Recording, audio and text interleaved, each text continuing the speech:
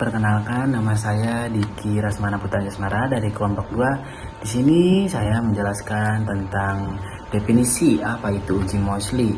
Jadi, uji Moseley adalah uji statistik yang digunakan untuk memeriksa asumsi kebulatan dalam analisis variabel atau ANOVA dengan pengukuran berulang. Jadi, uji statistik dengan pengukuran berulang yaitu ANOVA itu bisa disebut dengan uji Moseley.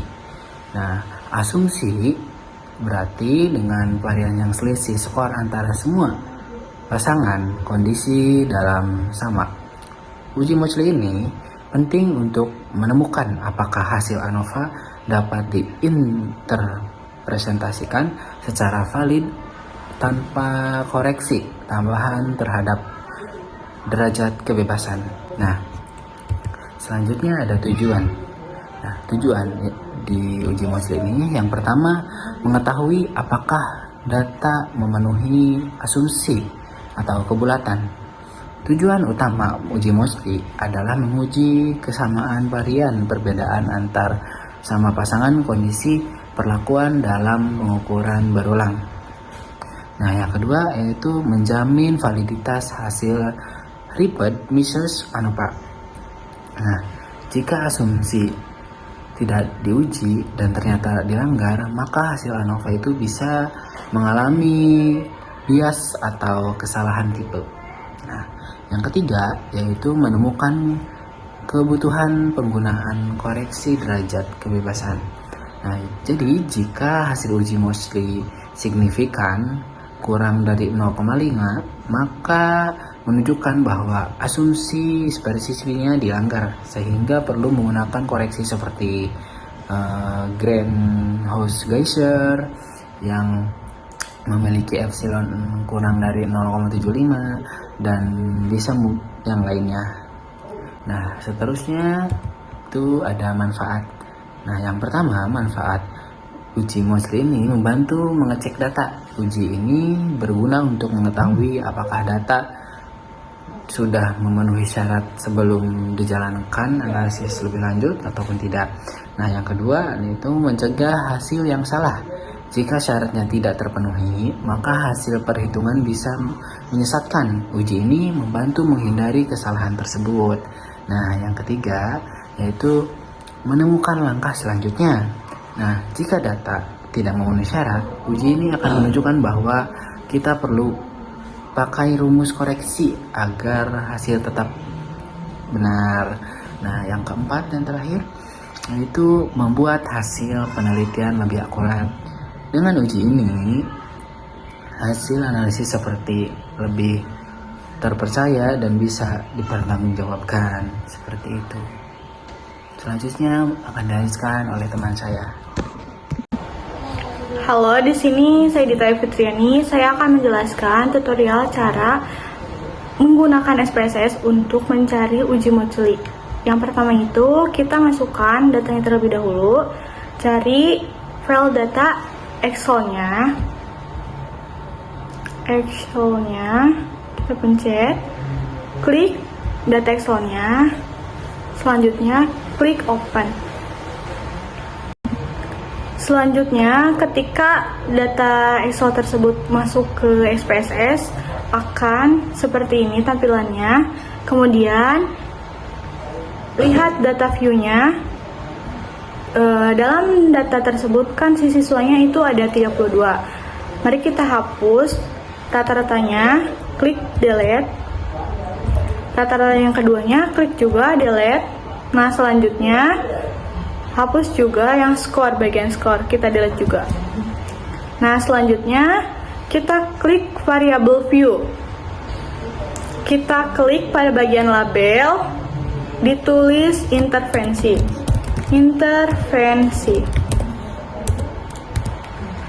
Nah, selanjutnya itu kita ubah bentuknya ke desimal. Jadi satu saja.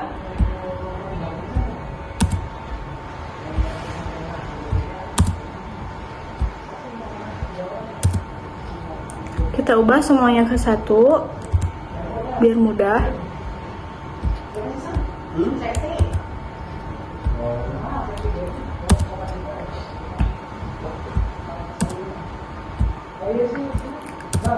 Kita hapus bagian nomor 11, delete, dan bagian subjek, delete juga.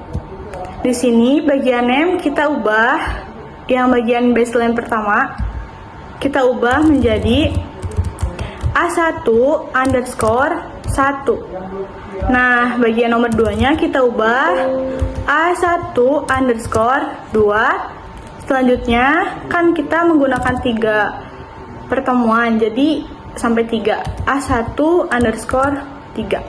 Nah, di bagian intervensi kita ubah jadi B1 underscore 1. Itu untuk pertemuan pertama. Dan yang kedua B1 underscore 2. Dan selanjutnya B1 underscore 3. Nah, bagian baseline kedua kita ubah name-nya menjadi A2 underscore 1. Selanjutnya A2 underscore 2. Dan yang terakhir kita ubah A2 underscore 3. Nah, setelah kita ubah semua, kita lihat apakah di data view-nya sudah berubah atau tidak.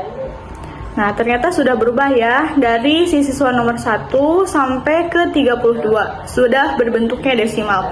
Setelah berbentuknya desimal, kita masuk ke transform. Terus masuk ke compute variable, klik. Setelah diklik, bagian sini, bagian target variable, kita tulis A1 underscore min. Hurufnya harus besar semua ya. Nanti di bagian numeric expression-nya, kita tulis min, buka kurung, kita masukkan satu-satu dari baseline pertama. Klik yang ini, tanda panah, terus koma, tidak menggunakan spasi ya. Terus yang kedua, kita klik lagi, koma, dan A1 underscore 3 kita klik lagi, kemudian tutup kurung. Setelah diisi semua, kita klik OK. Setelah keklik, pasti ada muncul gitu, A1 minnya numeriknya 8, widthnya 8, desimalnya 2. Nah, selanjutnya kita masukkan lagi compute variable, selanjutnya itu diganti jadi B1 min. Numeric expression-nya juga diubah ya. Kita masukkan satu-satu lagi, masih tetap min tulisannya. Kita masukkan lagi intervensi yang ke pertama, kita masukkan klik dan koma. Yang B1 underscore 2 kita masukkan, klik lagi, koma. Selanjutnya B1, klik lagi, tutup kurung. Setelah itu klik OK.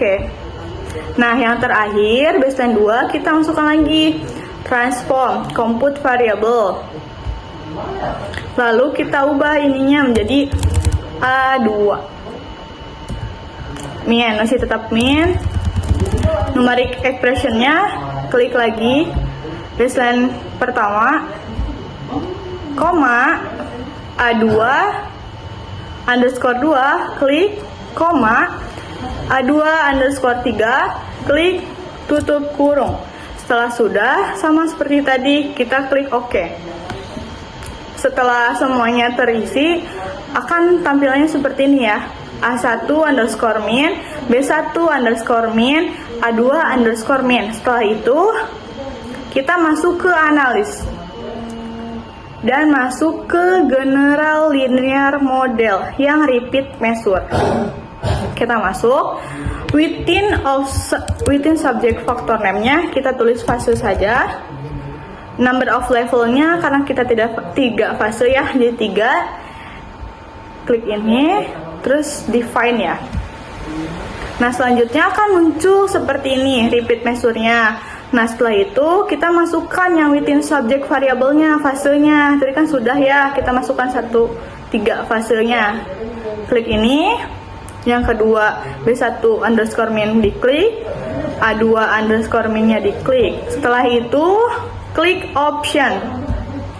Optionnya kita centang yang deskripsi statistik dan estimate of effect size.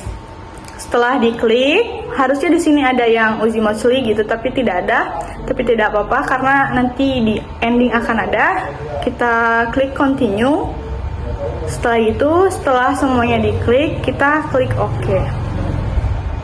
Kita tunggu. Nah, setelah kita masukkan semuanya, pasti langsung keluar generate linear modelnya. Ada within subject, ada deskripsi statistik, ada multivariate test, ada mutually of test of severity, ada test of within subject effect, ada test of within subject contrast, dan yang terakhir ada test of between subject effect. Nah, kita juga bisa mengunduhnya dengan cara klik ini, klik file, ulang, klik file, ekspor, dan sudah ya berbentuknya dokumen. Kita klik OK. Nah, sudah, nanti tampilannya seperti ini teman-teman. Terima kasih. Nah, selanjutnya akan dijelaskan oleh Irgi Septiadi. Oke, di sini saya akan menjelaskan hasil olah data. Nah, untuk pada tabel pertama itu ada within subject factor. Nah, pada tabel tersebut menunjukkan desain variabel dalam analisis review measure ANOVA. Dalam tabel tersebut terdapat faktor dalam subjek within subject factor, yaitu fase yang terdiri ada 3, 1, 2, 3. Nah, kondisi pengukuran berbeda terhadap subjek yang sama. Dan untuk fase A, yaitu fase 1A1 underscore min, merupakan rata-rata skor pada baseline 1 sebelum intervensi dilakukan. Dan fase B atau fase 2 itu B1 underscore min, yaitu merupakan rata-rata skor selama intervensi. Dan yang fase 3 yaitu A2 underscore min merupakan rata-rata skor pada baseline 2 setelah intervensi berakhir. Nah, setiap fase mewakili momen pengukuran yang berbeda terhadap variabel yang sama. Untuk masing-masing subjek, penggunaan pengukuran berulang atau repeat measures memungkinkan peneliti melihat adanya perubahan skor antar waktu atau antar kondisi pada individu yang sama, dan memastikan bahwa perbedaan yang ditemukan tidak disebabkan oleh variasi antar individu. Oke, di sini saya akan menjelaskan pada tabel selanjutnya, yaitu descriptive statistik. Nah, pada tabel tersebut menyajikan data hasil statistik deskriptif berupa rata-rata atau min, simpangan baku standar deviation, dan jumlah atau n pada masing-masing fase pengukuran. Nah, untuk pada fase A1 min atau baseline 1, nah terlihat bahwa rata-rata skor pada fase ini adalah 3,2885 dengan simpangan baku yaitu 0,08824 dari subjek 32. Ini merupakan skor awal sebelum intervensi diberikan. Nah, untuk fase selanjutnya yaitu B1 underscore min atau fase intervensi. Nah, di sini terlihat bahwa rata-rata skor yaitu meningkat menjadi 4,5677 dengan simpangan baku yaitu 0,07007 dari 32 subjek, yang menunjukkan bahwa adanya kenaikan nilai setelah intervensi dilakukan. Nah, setelah fase intervensi yaitu ada A2 underscore min atau baseline 2. Setelah intervensi diberhentikan, rata-rata skor menjadi 3,8260 dengan simpangan baku yaitu 0,13109, tetap lebih tinggi dibanding fase awal meskipun tidak setinggi intervensi. Nah, data ini menunjukkan bahwa terdapat perubahan nilai rata-rata dari waktu ke waktu, dengan kenaikan tertinggi terjadi saat fase intervensi yaitu fase B1 underscore min. Oke, selanjutnya di sini saya akan menjelaskan pada tabel multivariate test. Nah, jadi pada tabel multivariate test ini menunjukkan hasil uji, hasil pengaruh faktor dalam subjek, within subject. Nah, fase terhadap variabel di defendant menggunakan 4 metode. Nah, 4 metode ya. Jadi ada Villal Trace, Will Lambda, Hotelling Trace, dan Roy Lager Lodge. Nah, untuk keempat metode tersebut menghasilkan nilai F. Nilai F dengan nominal 2008,885 dengan derajat kebebasan hipotesis yaitu DF 2 dan error DF 30 serta nilai signifikansinya yaitu kurang dari 0,01 yang berarti sangat signifikan secara statistik ya. Hal ini menunjukkan bahwa terdapat perbedaan yang signifikan antara ketiga fase itu menggunakan pengukuran yaitu A1_min, B1_min, dan A2_min. Selain itu, nilai varial eta squared sama dengan 0,993 pada semua metode, mengindikasikan bahwa fase perlakuan memberikan kontribusi yang sangat besar, yaitu 99,3% terhadap perubahan skor rata-rata yang menunjukkan efek yang sangat kuat. Oke, selanjutnya di sini saya akan menjelaskan tabel Moseley Test of Sphericity. Nah, pada tabel ini digunakan untuk menguji apakah data dalam analisis repeat measure ANOVA memenuhi asumsi sphericity, yaitu kesamaan varian perbedaan antara semua pasangan kondisi. Dalam tabel ini, asumsi diuji terhadap faktor dalam subjek yaitu fase. Hasil pengujian menunjukkan nilai Moseley W sama dengan 0,899 dengan nilai approx C square sama dengan 3199. Derajat kebebasan yaitu 2 dan nilai signifikansinya yaitu 0,202 karena ini nilai signifikansinya lebih besar dari 0,05, maka hipotesis 0 diterima, yang berarti asumsi sphericity terpenuhi. Dengan terpenuhi asumsi sphericity, maka hasil ANOVA dapat dimulakan tanpa perlu koreksi derajat kebebasan menggunakan metode seperti greenhouse geyser atau Hirschfeld.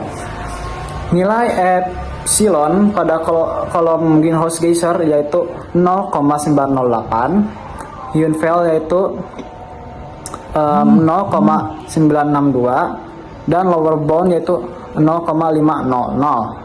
Nah, tetap disediakan sebagai referensi jika koreksi diperlukan. Kesimpulannya, data pada faktor fase memenuhi asumsi sphericity sehingga analisis repeat measures ANOVA dapat dilanjutkan dengan pendekatan sphericity assumption. Oke, selanjutnya di sini saya akan menjelaskan tabel test of within subject effect. Nah, pada tabel tersebut menunjukkan hasil analisis ANOVA terhadap faktor fase yang diuji dalam 3 kondisi pengukuran berulang yaitu A1_min, B1_min, dan A2_min. Pada tabel ini menyajikan sum of squares derajat kebebasan, DF mean square, nilai F signifikansi, dan varial eta square. Dengan berbagai asumsi sphericity, hasil pengujian menunjukkan bahwa nilai F 1421,156 dengan p-value kurang dari 0,001 baik pada kondisi sphericity asum greenhouse geyser, Hirschfeld maupun lower bound, dan signifikansi jauh lebih kecil dari 0,05. Maka dapat disimpulkan bahwa terhadap perbedaan yang signifikan antar ketiga fase pengukuran selain itu nilai varial square sama dengan 0,979 menunjukkan bahwa pengaruh fase terhadap perubahan skor sangat besar, yaitu sebesar 97,9%. Artinya, fase pelakuan menjelaskan hampir seluruh variabilitas dalam data karena pada hasil uji Moseley sebelumnya diperoleh nilai sig sama dengan 0,202, maka asumsi sphericity terpenuhi sehingga baris sphericity assumption dapat digunakan sebagai rujukan utama dalam intervensi hasil. Untuk hasil analisis lebih lanjut pada tabel test of within subject effect contrast, nah hasil kita mengetahui bentuk pola perubahan skor antar fase, yaitu apakah perubahan tersebut mengikuti pola linear atau kenaikan atau penurunan konstan, atau pola kuadrik, misalnya naik lalu turun. Hasil pengujian menunjukkan bahwa yang pertama untuk kontras linear, nilai F sama dengan 428,820 dan DF sama dengan 1 dan sig kurang dari 0,001. Nilai partial eta square sama dengan 0,933 menunjukkan bahwa 93,3% variasi dijelaskan oleh perubahan linear antar fase. Ini berarti terdapat peningkatan yang signifikan dalam konsisten dari satu fase ke fase berikutnya. Untuk selanjutnya, untuk fase kuadrik, nilai F yaitu 2792,79 DF sama dengan 1 dan sig kurang dari 0,01. Nilai partial eta square yaitu sama dengan 0,989 menunjukkan bahwa 98,9% variasi dijelaskan oleh perubahan berbentuk kuadrik, yaitu terjadi peningkatan yang sangat signifikan di fase intervensi. Nah, B1_min kemudian sedikit menurun di fase akhir yaitu A2_min, namun masih lebih tinggi dari fase awal yaitu A1_min.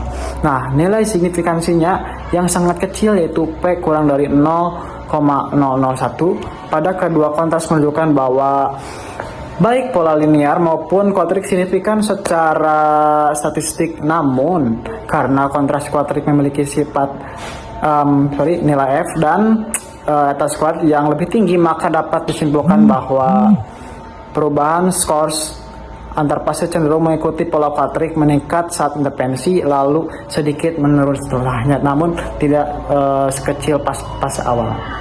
Ini saya akan menjelaskan tabel terakhir yaitu test of between subject effect. Nah, pada hasil ini analisis terhadap perbedaan antar subjek secara keseluruhan berdasarkan nilai rata-rata average dari seluruh fase pengukuran yaitu A1_min, B1_min, dan A2_min, atau bisa disebut analisis ini bertujuan untuk melihat apakah terdapat perbedaan yang signifikan antar individu subjek.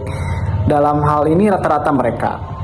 Nah, terlepas dari fase waktu atau perlakuan, hasil menunjukkan bahwa nilai F yaitu 12805,225 dengan derajat kebebasan DF sama dengan 1 untuk intercept-nya, serta nilai signifikansinya yaitu kurang dari 0,001. Nilai partial eta square-nya sama dengan 1,000, mengindikasikan bahwa hampir seluruh variasi dalam data dijelaskan oleh faktor individu atau subjek. Sementara itu, nilai error sebesar 0,350 dengan DF sama dengan 31 dan min square sama dengan 0,011 menunjukkan bahwa variasi yang tidak dijelaskan atau residual sangat kecil. Dengan demikian dapat disimpulkan bahwa rata-rata skor antar subjek berbeda antar signifikan. Nah, namun karena analisis itu menegaskan bahwa rata-rata antar subjek tidak sama, fokus utama tetap pada analisis dalam subjek within subject dalam repeat Michel ANOVA. Terima kasih.